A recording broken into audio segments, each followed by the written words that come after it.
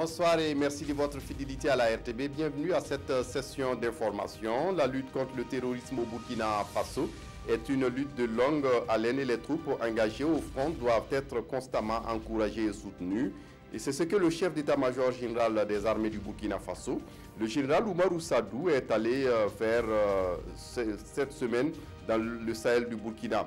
Après la région de l'Est, en effet, il y a 2 semaines, le général Sadou était hier au Sahel où il a rencontré les hommes déployés sur le front de Intagom, Oursi et Marcoy.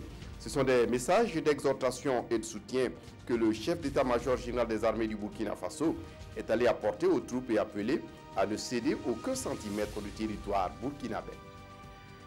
Et puis sur la bande frontalière Côte d'Ivoire, Ghana et Burkina Faso, la sécurité est également une affaire de priorité. Les armées des 3 pays viennent d'achever une opération conjointe de sécurisation transfrontalière entre le Burkina Faso, la Côte d'Ivoire et le Ghana.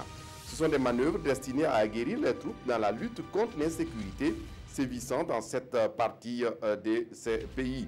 L'opération a permis d'interpeller au moins une centaine de présumés délinquants et mobiliser plus de 2000 forces de défense et de sécurité. Les résultats de l'opération dénommée Guntalgou 2 ont été présentés au ministre en charge de la sécurité des 3 pays au cours d'une cérémonie officielle en territoire ivoirien.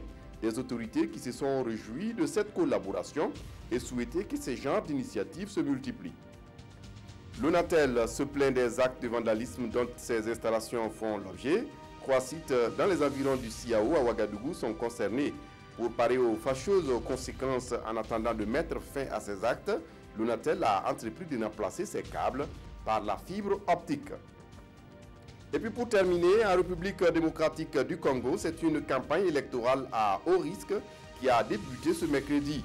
Le début de la campagne est en effet entaché par l'annonce de violence en provenance de la région instable du Kasaï, avec la mort samedi de militants faisant campagne pour un candidat du parti présidentiel à l'Assemblée nationale.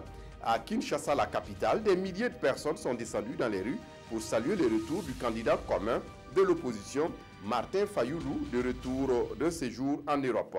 C'est tout pour ce flash. Merci de votre attention. Je vous retrouve à 20 h pour d'autres actualités. D'ici là, excellente suite de programme.